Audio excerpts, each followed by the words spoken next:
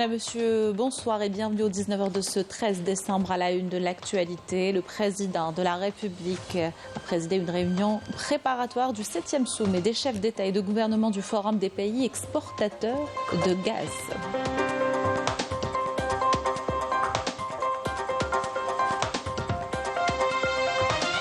Poursuite de notre série consacrée aux engagements du président de la République, le respect des délais dans la mise en œuvre des projets et des décisions, un des plus importants objectifs du chef de l'État.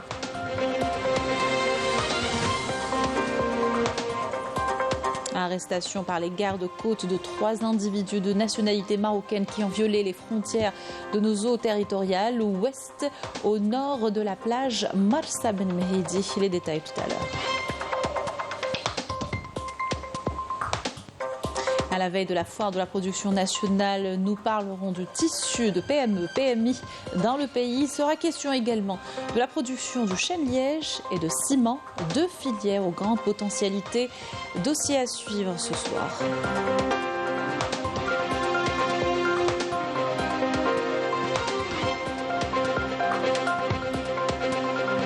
La bande de Gaza est devenue l'enfer sur terre selon l'ONU en raison des bombardements incessants et des conditions humanitaires terribles. 1,9 million de Palestiniens déplacés tentent de survivre à la famine et à la soif. Le point dans cette édition. Bienvenue à tous, heureuse de vous retrouver. Je vous le disais en titre, le président de la République, Abdelmajid Tebboune, a présidé ce mercredi une réunion préparatoire du 7e sommet des chefs d'État et de gouvernement du Forum des pays exportateurs de gaz. Ce forum est prévu à Alger du 29 février au 2 mars prochain 2024.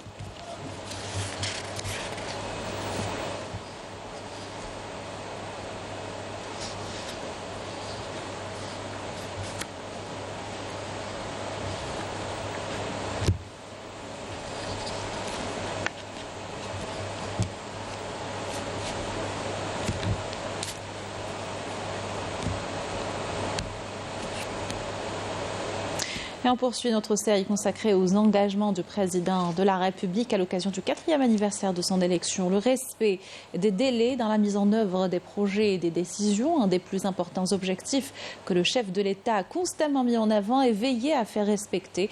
Les exemples dans ce sens sont multiples et les conseils des ministres ont souvent été des occasions pour le rappeler. Yamina Saïdi pour les détails. Le président de la République, Abdelmajid Tebboune, a depuis son élection œuvré pour l'instauration d'un État juste. Abdelmajid Tebboune a toujours veillé quant au respect de ses engagements et de ses promesses. Parmi les questions cruciales bénéficiant d'une attention particulière, la question du respect des délais de réalisation des projets, soulignée à chaque occasion par le président, exhortant le gouvernement et les responsables à s'acquitter de leurs obligations pour préserver le statut de l'État et son image à l'intérieur et à l'extérieur du pays. À chaque réunion du Conseil des ministres, le président de la République insiste fortement sur l'importance pour le gouvernement d'être digne de la confiance du peuple. Il impose de manière stricte le respect des délais fixés pour la réalisation des projets, le lancement d'initiatives et l'exécution des décisions. Le président de la République travaille activement pour justement renforcer cette discipline d'État et empêcher toute atteinte à sa rigueur. Le président de la République a honoré ses engagements impactant directement la vie quotidienne des citoyens, en particulier ceux des régions et wilayas intérieures. Nous avons assisté à la création de nouvelles wilayas et à la réalisation de projets axés sur la santé, l'économie et le sport dans de nombreuses régions auparavant négligées. Ces engagements se sont renforcés lors des réunions du Conseil des ministres, avec des instructions et des rencontres avec les walis et membres du gouvernement ainsi que tous les acteurs de la vie politique en Algérie pour le respect des délais de réalisation des projets majeurs. Cela renforce l'image de l'Algérie et établit des relations entre gouvernants et gouvernés. Le président de la République considère le respect des délais dans la réalisation des projets comme une préservation de la rigueur de l'État, mais aussi comme une protection des droits des citoyens, répondant à leurs préoccupations et préservant les finances publiques, en évitant les dépassements de délais et par conséquent les coûts supplémentaires des projets. Le président encourage l'ensemble de la classe politique et économique à exprimer leurs opinions et à rivaliser d'idées tout en préservant les intérêts nationaux. En respectant les principes éthiques de la vie publique, le président considère le respect des délais comme un principe immuable, garantissant une concurrence équitable, la justice, la protection des droits des acteurs économiques, la sécurité des investissements et le renforcement de la crédibilité de l'État vis-à-vis de ses partenaires internationaux. Par ailleurs, le président a toujours mis en garde ses ministres contre les promesses non fondées et irréalistes. Et ce communiqué du ministère de la Défense nationale, lors d'une patrouille de surveillance et de sécurisation sur nos eaux territoriales, une unité des gardes-côtes de la façade maritime ouest relevant de la 2e région militaire a intercepté le lundi 11 décembre vers 8h40 3 individus à bord d'un jet ski qui ont violé les frontières de nos eaux territoriales ouest à quelques 7000 marins du nord de la plage de Marsa Ben Mehidi. Les premiers résultats des investigations toujours en cours ont révélé que les individus arrêtés sont de nationalité marocaine. Cette opération témoigne une fois de plus de la vigilance permanente des éléments de l'ANP, notamment dans cette zone maritime frontalière qui connaît une activité intense des réseaux de trafic de drogue, du crime organisé et de migration clandestine. Réunion du gouvernement présidée par le Premier ministre Nadel Al-Arbaoui est consacrée à l'examen en première lecture d'un avant-projet de loi relatif aux assurances. Ceci dans le cadre de la mise en œuvre des directives du président de la République relatives aux réformes du secteur financier et bancaire et l'adaptation de son cadre légal avec les réformes économiques en cours. Le gouvernement a également examiné les moyens de renforcer le cadre réglementaire relatif aux modalités de disposition des substances saisies ou confisquées dans le cadre de la prévention et de l'usage des stupéfiants et des substances psychotropes. Il a été également examiné un projet de décret exécutif destiné à la réalisation des projets publics de développement qui revêtent un intérêt économique et social s'inscrivant dans le cadre du renforcement de la qualité du service public de proximité. Un volet économie à présent avec cette évaluation du tissu PME-PMI dans le pays. Ce dernier a évolué pour dépasser les 1 million d'entreprises et d'usines. La sous-traitance occupe désormais une place de choix et constitue une orientation pour les futures industries. Les détails avec Yanis Saïd Belkacem. Les petites et moyennes entreprises émergent comme les artisans du changement économique. En 2022, la population totale des PME en Algérie a atteint plus d'1 million, créant un écosystème qui absorbe le chômage et développe le tissu de la sous-traitance. Il y a 1 359 803 entités, dont 56% sont des personnes morales. Il y a 223 entreprises publiques économiques du GPU. Alors là, vous savez déjà que ces PME absorbent un nombre important de la masse ouvrière. À l'exemple de cette entreprise de production d'emballage qui, grâce à la diversité de ses produits, a pu se démarquer sur le marché national et international en étendant son activité, créant de la richesse et de l'emploi. Aujourd'hui, elle compte 300 employés. Nous transformons autour de 700 tonnes de matières plastiques par mois. Nous sommes spécialisés dans le packaging destiné à plusieurs secteurs. Donc, nous avons les mêmes données et les mêmes caractéristiques que nous offrons donc à nos clients. Nous avons d'ailleurs des clients multinationales et de grandes sociétés publiques et privées. Ou encore cette société de sous-traitance au cœur de la fabrication de pièces de précision répondant aux besoins de plusieurs segments industriels. Chaque pièce intégrée ici localement, c'est de l'importation en moins, c'est du chômage en moins et de la richesse au pays en plus. Que ce soit de l'extraction au raffinage et à la liquéfaction du gaz. On intervient aussi dans l'industrie pharmaceutique qui est une industrie très exigeante en termes de qualité, en termes de matière et en termes de normes. Aussi, on touche à l'industrie agroalimentaire, l'industrie automobile. Les pouvoirs publics attachent une grande importance au développement et à la stabilité des petites et moyennes entreprises et petites et moyennes industries à travers une stratégie nationale visant à faire d'elles une force motrice de l'économie nationale. Le premier, on a déjà démarré, c'est le 5 décembre. C'est le SENEC, projet soutien à l'économie circulaire, tout ce qui est économie verte, et pour 4,5 millions d'euros. Et le deuxième projet à 6 millions d'euros, c'est l'entrepreneuriat féminin. Encourager l'entrepreneuriat féminin dans l'économie verte. Donc la création des réseaux de PME, surtout pour sous-traiter les grandes entreprises aussi qui sont installées en Algérie, comme l'industrie automobile par exemple, mais aussi des industries agroalimentaires, les industries métallurgiques et sidérurgiques, ainsi que maintenant le développement ou bien l'exploitation des ressources minières. Tout ça doit être en quelque sorte entouré d'un réseau de PME dense. Les PME-PMI incarnent la vitalité du paysage économique misant sur l'innovation et la sous-traitance pour apporter des solutions idoines aux problématiques économiques nationales avec l'intention ferme de se substituer à l'importation. Pas moins de 107 investisseurs ont reçu des autorisations d'exploitation exceptionnelles à Blida. C'était ce mercredi lors d'une rencontre au siège de la wilaya dans le cadre de la levée des contraintes sur les projets en souffrance à travers le pays. Le compte rendu de Badia Mardi. Connue pour être une wilaya industrielle par excellence, Blida a eu des difficultés à démarrer de nombreux projets qui sont restés en souffrance plus d'une dizaine d'années. Aujourd'hui, les investisseurs de la wilaya peuvent enfin lancer leur activité grâce à l'obtention de l'autorisation d'exploitation. Beaucoup d'entre eux ont leurs usines prêtes à produire et n'attendaient que ça. Les contraintes que nous avions étaient d'ordre administratif.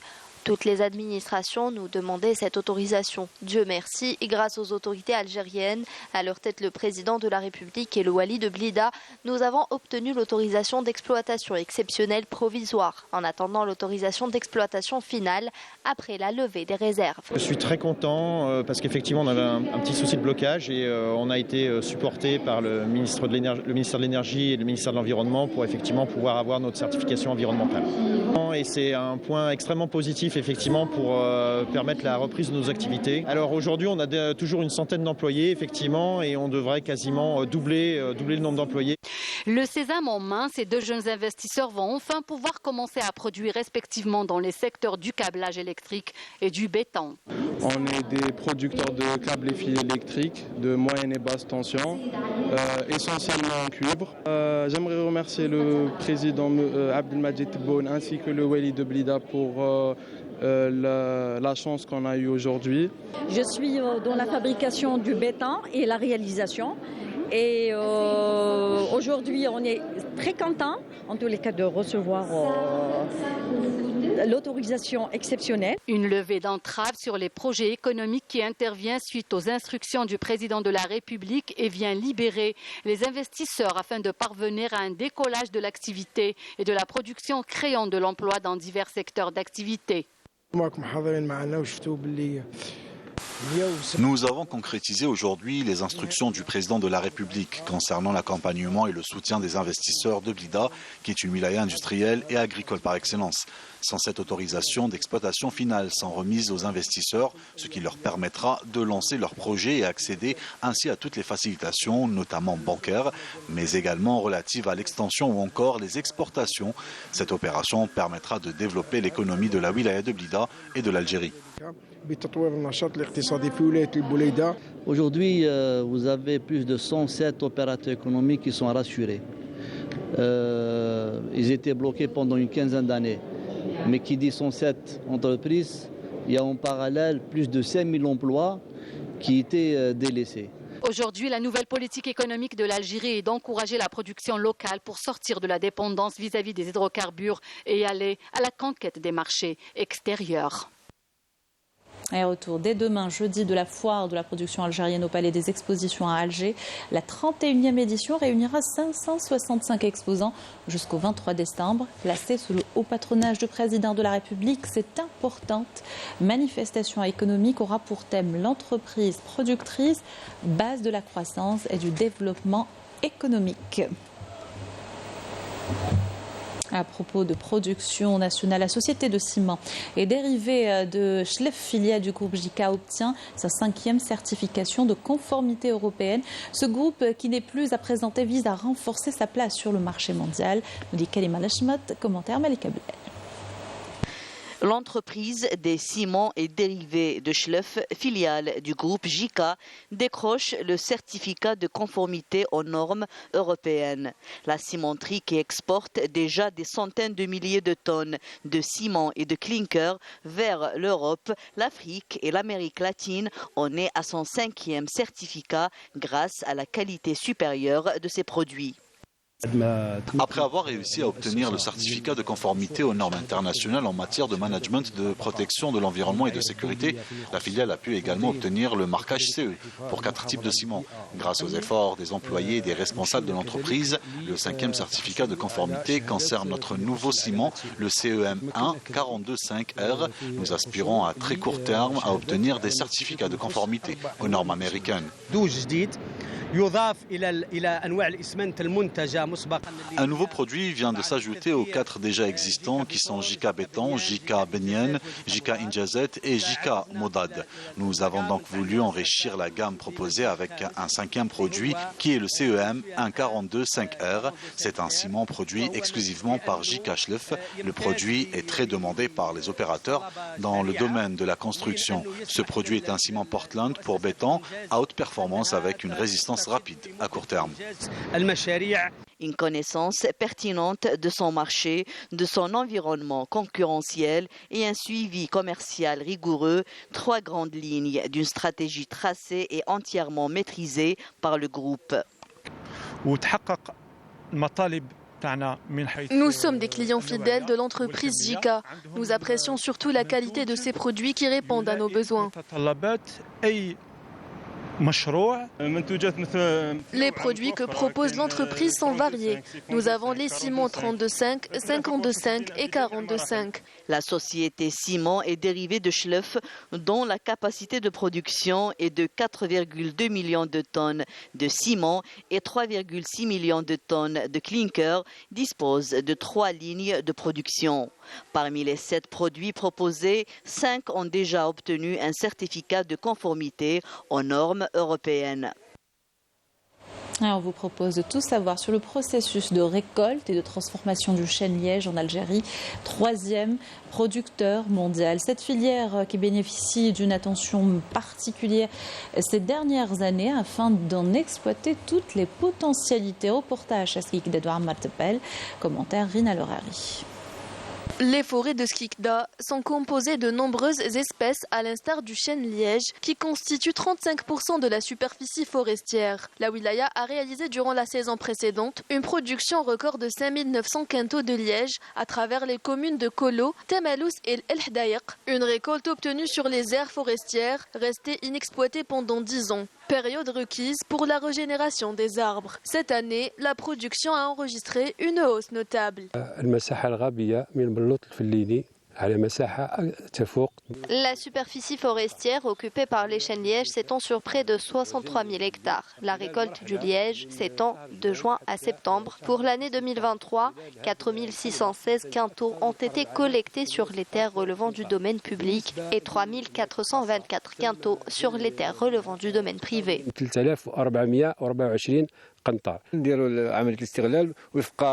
L'exploitation se fait en plusieurs étapes. Après la collecte des écorces de liège, elles sont transportées et stockées dans des hangars à Talésa. Ensuite, nous procédons à leur vente aux enchères. Seules les entreprises nationales disposant d'autorisation pour la transformation du liège peuvent acheter ce produit. Après avoir été exporté sous sa forme brute, le liège est désormais traité et transformé localement dans cette unité qui emploie 22 travailleurs à temps plein.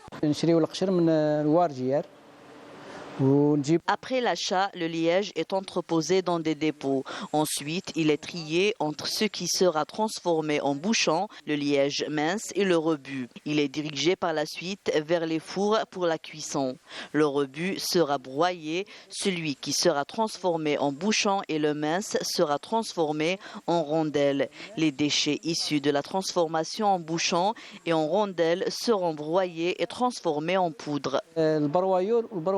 Le liège, matériau d'une grande valeur économique, est destiné à de multiples usages, notamment dans le domaine du bâtiment. Les forêts de chêne-liège jouent par ailleurs un rôle vital dans l'écosystème algérien, abritant une biodiversité remarquable que les services de la protection des forêts tentent de préserver coûte que coûte contre les aléas climatiques et les incendies de forêt. Un des projets phares pour la lutte contre la désertification, le barrage vert. L'opération de boisement et reboisement passera par plusieurs étapes et englobera un aspect économique en impliquant le citoyen. Le projet a été relancé à l'occasion de la visite récente du chef de l'État à Djelfa, wilaya qui comprend 27% de la superficie de cette ceinture forestière. Reportage de Naïma Louali. Ici à Djelfa, où la première phase du reboisement concerne 400 000 hectares d'ici 2026, l'on sort plants et pioches pour repeuplement vert.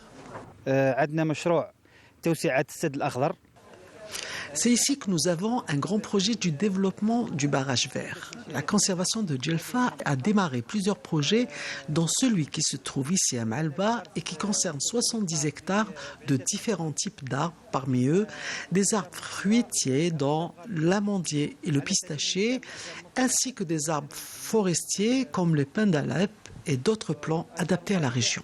Le départ effectif de ce projet a été ici à Djelfa, au niveau du projet de reboisement de Mouchbara. Les réalisations se sont étalées jusqu'aux années 90, où l'administration des forêts a pris le relais pour consolider, protéger ce projet.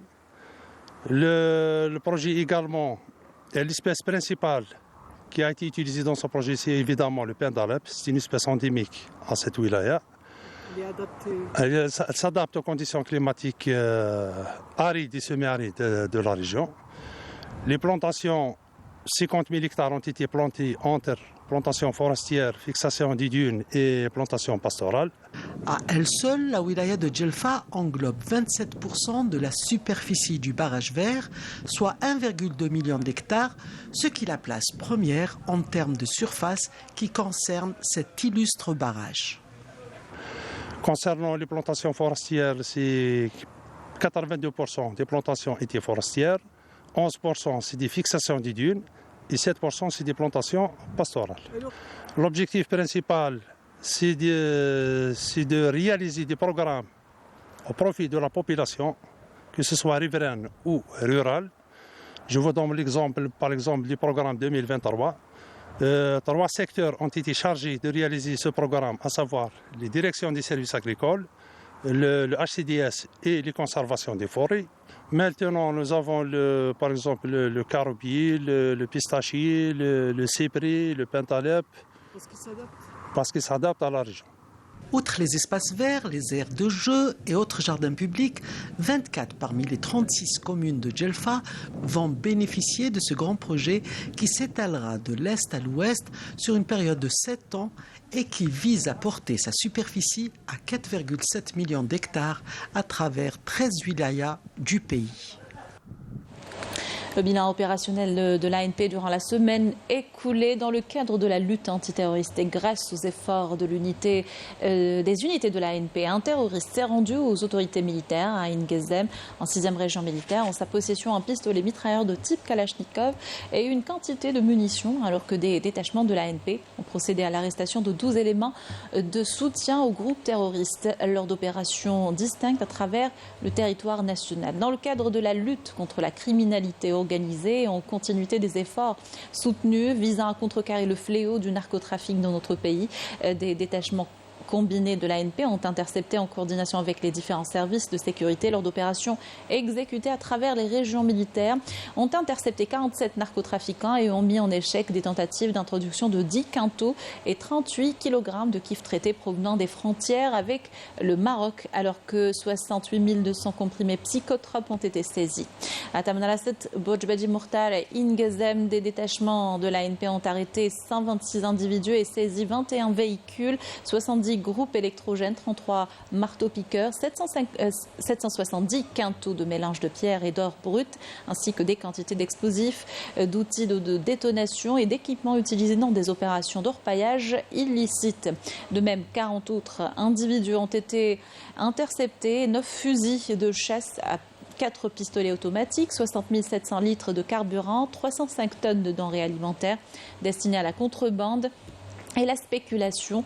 14 quintaux de tabac et 11 600 unités de diverses boissons ont été saisies lors d'opérations distinctes à travers le territoire national. Par ailleurs, les gardes-côtes ont déjoué au niveau de nos côtes nationales des tentatives d'émigration clandestine et ont procédé au sauvetage de 149 individus à bord d'embarcations de construction artisanale, alors que 124 immigrants clandestins de différentes nationalités ont été arrêtés à travers le territoire national.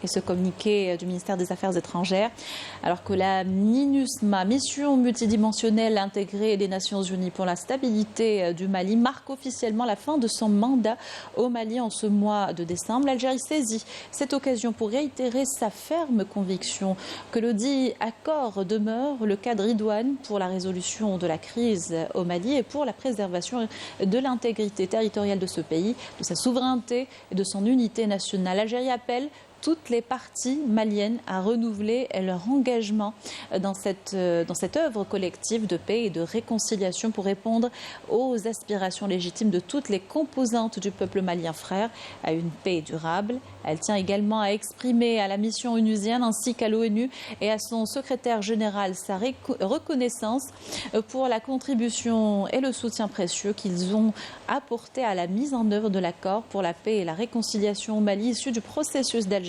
et à la promotion de la paix et la stabilité dans ce pays frère et voisin. À l'étranger toujours, la bande de Gaza est devenue l'enfer sur terre selon l'ONU en raison des bombardements incessants et des conditions humanitaires chaque jour plus insoutenables. L'aviation et l'artillerie sioniste massacrent les Palestiniens par centaines dans toutes les zones de l'enclave alors que le système de santé a collapsé et la réponse humanitaire est impossible sans un cessez-le-feu, a déclaré le directeur général de l'OMS. Les 1,9 million de Palestiniens déplacés tentent de survivre à la famine et à la soif. Yamina Saïdji. Les raids sionistes ont ciblé ces dernières 24 heures les villes de Gaza, Nusayrat, Dir Balah, Khan Younes et Rafah, faisant plus de 50 morts. À Rafah, un immeuble en plein cœur de la ville a été bombardé. L'attaque a creusé un énorme cratère et a fait 24 morts et des dizaines de blessés. Les survivants s'efforcent courageusement de fouiller les décombres, parfois à main nue, dans l'espoir de retrouver des personnes encore en vie.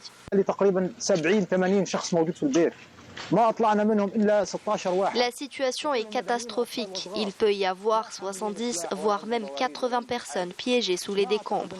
Nous avons réussi à libérer 16 personnes, dont des enfants innocents.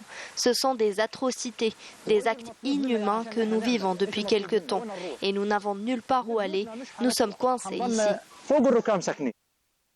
Après avoir fui leur maison dans le nord, puis leurs abris à Khan Younes, des dizaines de milliers de Palestiniens s'abritent désormais au sud de Rafah, devenu un gigantesque camp de réfugiés. L'ampleur des déplacements dans la bande de Gaza, où plus d'1,9 million de Palestiniens, soit la grande majorité de la population, ont été forcés de quitter leur maison et les conditions dans les abris surpeuplés ont entraîné une augmentation massive des maladies, avec plus de 160 000 cas d'infections respiratoires aiguës signalés, mais aussi la hausse des cas de gale, des éruptions cutanées, de varicelle et même de méningite, ainsi que les traumatismes graves et les blessures à la colonne vertébrale, accablant un système de santé déjà submergé. En 66 jours d'agression sioniste, plus des 2/3 des 36 hôpitaux et plus de 70% des établissements de soins de santé de l'enclave palestinienne sont devenus hors service.